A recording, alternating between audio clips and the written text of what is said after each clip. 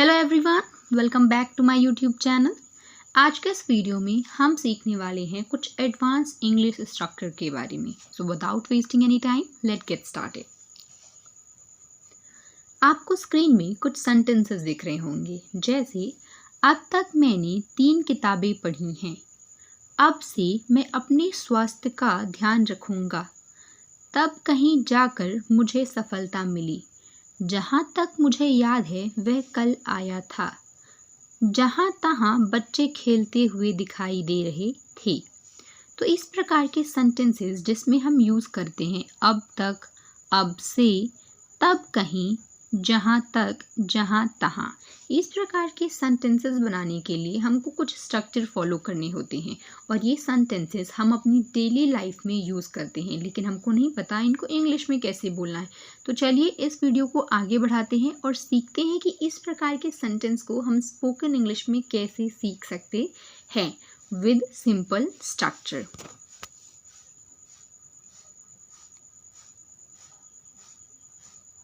सबसे पहला हमारा जो स्ट्रक्चर है वो है अब तक।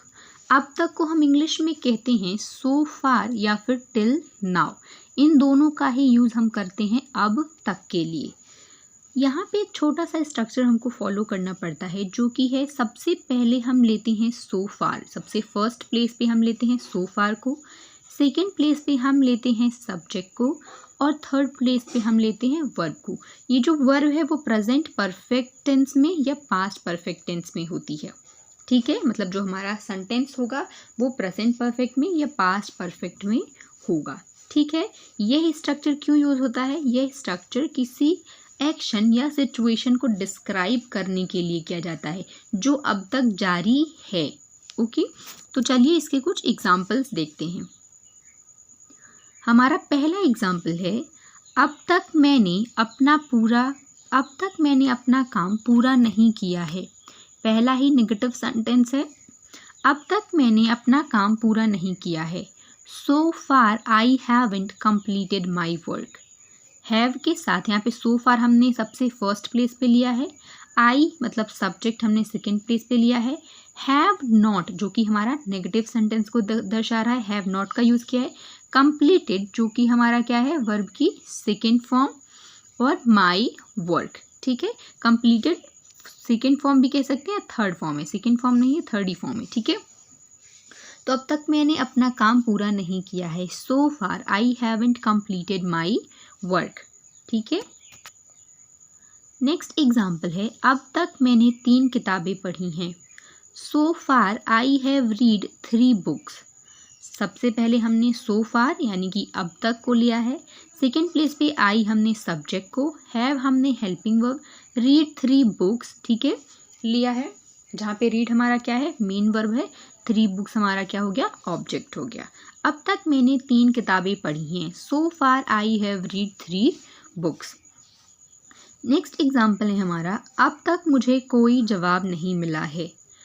सो far I haven't received any response. So far I haven't received any response. So far हमारा फर्स्ट प्लेस पे है, जो सब्जेक्ट है वो हमारा सेकेंड प्लेस पे, हैव नॉट जो कि नेगेटिव सेंटेंस को दिखा रहा है, रिसीव्ड फिर से हमारा वर्ब का थर्ड फॉर्म है, एनी रिस्पॉन्स हमारा क्या हो गया ऑब्जेक्ट हो गया। अब तक मुझे कोई जवाब नहीं मिला है, so far I haven't received any response. Next example है अब तक मैं इस शहर में रह रहा हूँ। अब तक मैं इस शहर में रह रहा हूँ, ये प्रेजेंट परफेक्ट की बात हो रही है। तो इसको देखिए क्या लिखा है, अब तक मैं इस शहर में रह रहा हूँ, till now I have been living in this city. मैंने आपको क्या कहा था कि अब तक में हम सो फार और टिल नाउ दोनों का यूज़ कर सकते हैं। तो यहाँ पे क्या है, till now I have been living in this city. Next example है हमारा अब तक मैंने अपने लक्ष्य को प्राप्त नहीं किया है। Till now I haven't achieved my goal. Till now I haven't achieved my goal. Till now हमारा सबसे फर्स्ट प्लेस पे है, सेकेंड प्लेस पे हमारा सब्जेक्ट है, हैव नॉट जो कि हमारा नेगेटिव सेंटेंस को दिखा रहा है, अचीव जो कि हमारा V3 है वर्ब की थर्ड फॉर्म, माई गोल जो कि हमारा ऑब्जेक्ट हो गया। ओके। तो जब भी हमको अब तक, ठीक है, अब तक का यूज़ करके कोई सेंटेंस बनाना है तो उसका स्ट्रक्चर क्या होगा, सो फार या फिर टिल नाउ का हम सबसे फर्स्ट प्लेस पे यूज़ करेंगे, सेकेंड प्लेस पे सब्जेक्ट और थर्ड प्लेस पे वर्ब जो कि हमारा प्रेजेंट परफेक्ट या पास्ट परफेक्ट में होगा। ओके। और अब तक के लिए हम टिल नाउ या सो फार दोनों का यूज़ कर सकते हैं। अब दूसरे स्ट्रक्चर में हम आगे बढ़ते हैं। दूसरा स्ट्रक्चर है हमारा अब से। अब से की इंग्लिश होती है फ्रॉम नाउ ऑनवर्ड्स।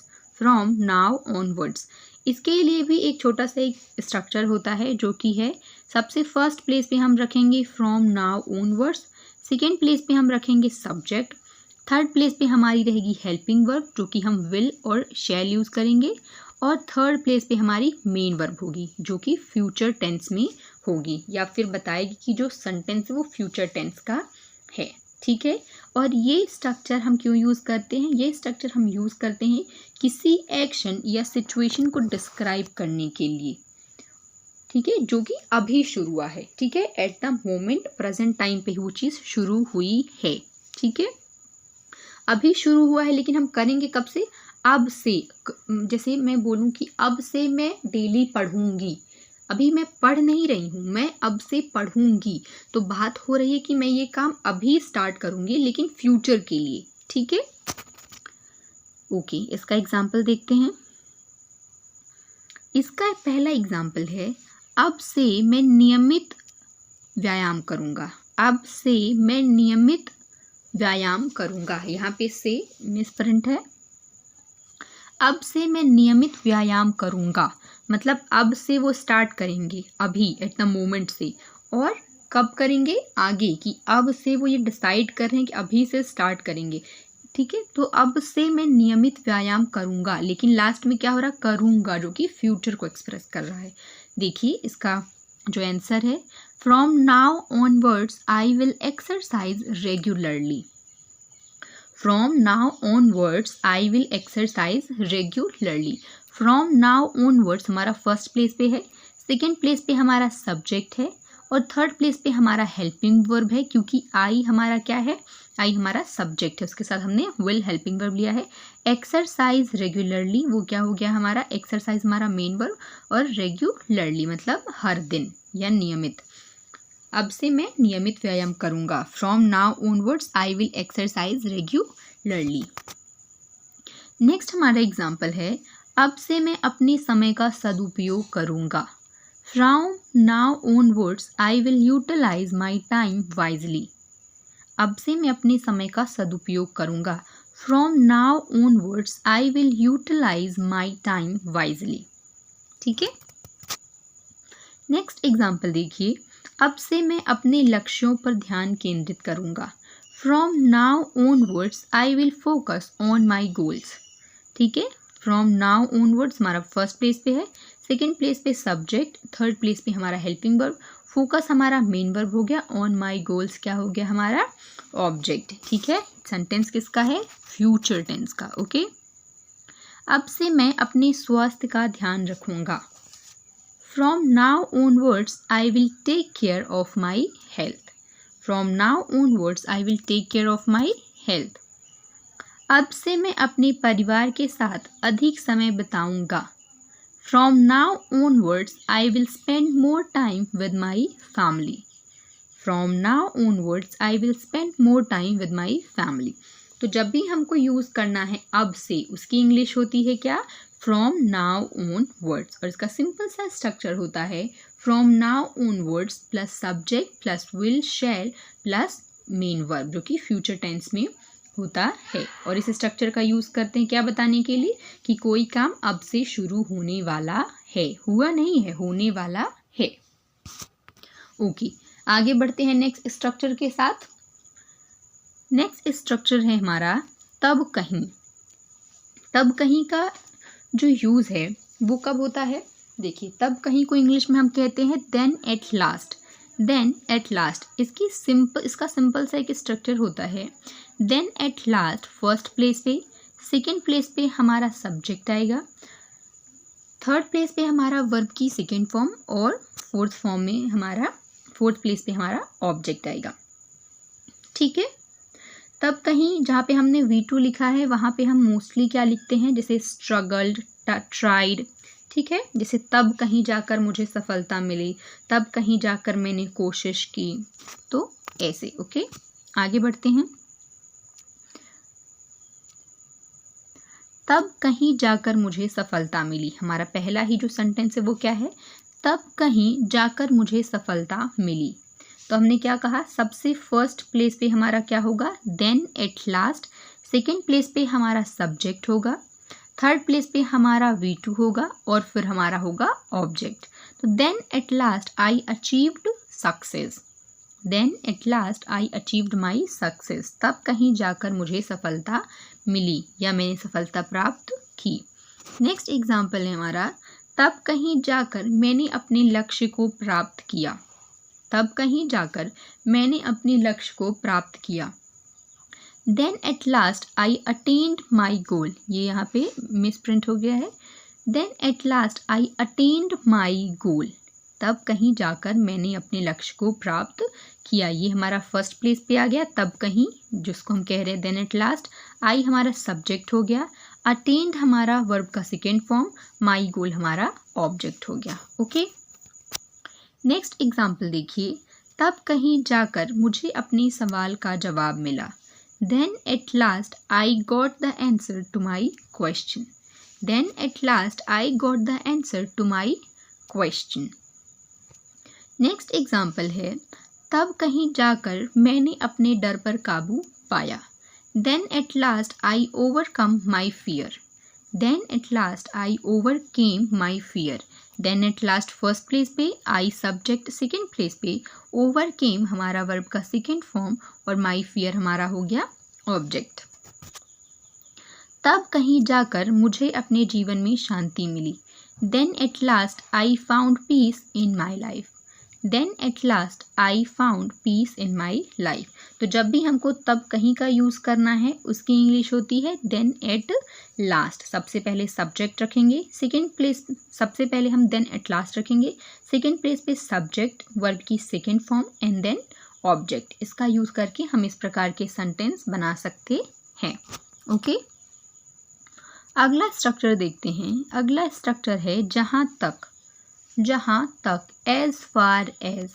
इसका स्ट्रक्चर होता है एज फार एज सबसे फर्स्ट प्लेस पे, सेकेंड प्लेस पे हमारा होता है सब्जेक्ट और थर्ड प्लेस पे हमारा वर्ब का फर्स्ट फॉर्म एंड देन हम यूज़ करते हैं क्लॉज। इसको समझते हैं। जहाँ तक जब हम यूज़ करते हैं तो क्या होता है, जैसे मैं आपको एक स्ट्रक्चर बताती हूँ। जैसे एज फार एज, जहाँ तक, अब आई मतलब सब्जेक्ट मैं हो गया, तो जहाँ तक मुझे पता है वह कल आएगा, जहाँ तक मुझे पता है वह नहीं खाएगी। तो V1 जब हम यहाँ पे यूज़ कर रहे हैं वहाँ पे हम क्या यूज़ कर सकते हैं, V1 जैसे रिमेंबर, अंडरस्टैंड, नो। जैसे जहाँ तक मैं समझती हूँ ऐसा नहीं होगा, जहाँ तक मुझे याद है वह नहीं आएगा, जहाँ तक मैं जानती हूँ। तो जो यहाँ पे V1 है वहाँ पे हम मोस्टली यूज़ करते हैं रिमेंबर, अंडरस्टैंड और नोज का। ठीक है, तो चलिए इसको आगे बढ़ाते हैं और समझते हैं इसके एग्जाम्पल्स। सबसे पहला एग्जाम्पल है, जहाँ तक मुझे पता है वह आज नहीं आएगा, जहाँ तक मुझे पता है वह आज नहीं आएगा। As far as I know, he won't come today. He won't come today. As far as हमारा सबसे फर्स्ट प्लेस पे, सब्जेक्ट हमारा सेकेंड प्लेस पे, ठीक है। पता है जो कि हमारा नो है, ठीक है। उसके बाद हमने क्या किया है, एक क्लॉज का यूज़ यहाँ पे किया है, वह नहीं आएगा, he won't come today. Okay, जहाँ तक मैं समझता हूँ यह सही नहीं है, जहाँ तक मैं समझता हूँ यह सही नहीं है। As far as I understand this is not correct. जहाँ तक यानी as far as, मैं यानी कि I understand समझता हूँ, फिर यहाँ पे ये दूसरा क्लॉज आ गया है, यह सही नहीं है। जहाँ तक मैं समझता हूँ यह सही नहीं है। As far as I understand this is not correct. Next हमारा एग्जाम्पल है, जहाँ तक मुझे याद है वह कल आया था। As far as I remember, he came yesterday.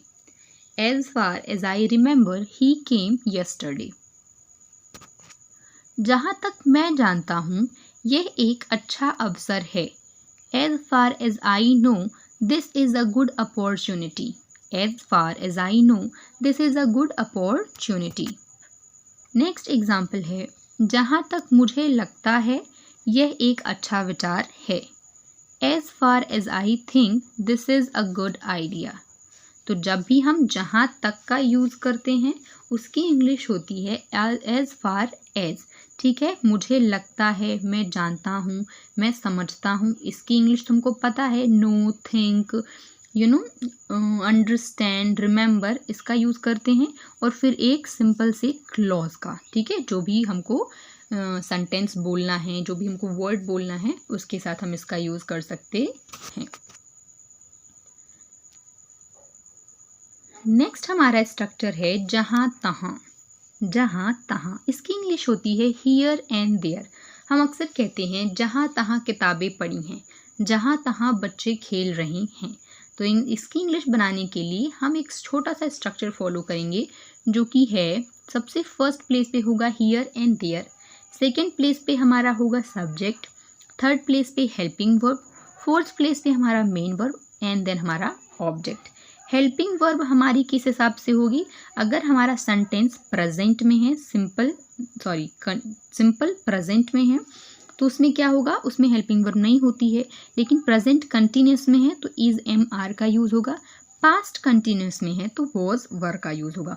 और इसी प्रकार हेल्पिंग वर्ब होगी वर्ब की फोर्थ फॉर्म में. ठीक है, तो चलिए इसको आगे बढ़ाते हैं. सबसे पहला हमारा एग्जाम्पल है, जहाँ तहाँ लोग अपनी समस्याओं के बारे में बात कर रहे थे. मतलब कि पास्ट की बात हो रही है. रहे थे, रहे मतलब रहा है, रही है मतलब कंटिन्यूस का है, और थे मतलब पास्ट, तो पास्ट कंटिन्यूस का ये स्ट्रक्चर है. और जहाँ तहाँ की इंग्लिश हमको पता है हियर एंड देयर. तो चलिए इसको देखते हैं. जहाँ तहाँ लोग अपनी समस्याओं के बारे में बात कर रहे थे. Here and there people were talking about their problems. Here and there सबसे फर्स्ट प्लेस पे. पीपल हमारा क्या हो गया, सब्जेक्ट हो गया. वर हमारा हेल्पिंग वर्ब हो गया. टॉकिंग हमारा मेन वर्ब हो गया. अबाउट देयर प्रॉब्लम्स हमारा ऑब्जेक्ट हो गया कि किस बारे में बात कर रहे थे. जहाँ तहाँ लोग अपनी समस्याओं के बारे में बात कर रहे थे. Here and there people were talking about their problems. Next example है हमारा, जहाँ तहाँ पेड़ और फूल दिखाई दे रहे थे. मतलब कि हर जगह पेड़ और फूल दिखाई दे रहे थे. इसकी इंग्लिश क्या होगी, here and there trees and flowers were visible. ये भी हमारा किसका है, पास्ट कंटिन्यूस का है. Here and there trees and flowers are visible. Next example है, जहाँ तहाँ लोग अपने जीवन को बेहतर बनाने के लिए प्रयास कर रहे हैं. मतलब कहाँ की बात, किस सेंटेंस की बात हो रही है, प्रेजेंट कंटिन्यूस की बात हो रही है. जहाँ तहाँ लोग अपने जीवन को बेहतर बनाने के लिए प्रयास कर रहे हैं. Here and there people are striving to improve their lives. Next example है, जहाँ तहाँ बच्चे खेलते हुए दिखाई दे रहे थे. जहाँ तहाँ बच्चे खेलते हुए दिखाई दे रहे थे. Here and their children were seen playing. अभी भी हमारा पास्ट कंटिन्यूअस टेंस का है. Here and their children were seen playing. Next example है हमारा, जहाँ तहाँ लोग अपने विचारों को साझा कर रहे थे. जहाँ तहाँ लोग अपने विचारों को साझा कर रहे थे. Here and there people were sharing their thoughts. Here and there people were sharing their thoughts. तो हमारा ये वीडियो यहीं तक के लिए था. आई होप आपको ये वीडियो पसंद आई होगी और आपने इस वीडियो से कुछ नया सीखा होगा. तो इन सेंटेंसेस का यूज़ करके आप अपनी स्पोकन इंग्लिश को बहुत इम्प्रूव कर सकते हैं. So if you want to your spoken English, please do like, share and subscribe. Thanks for watching.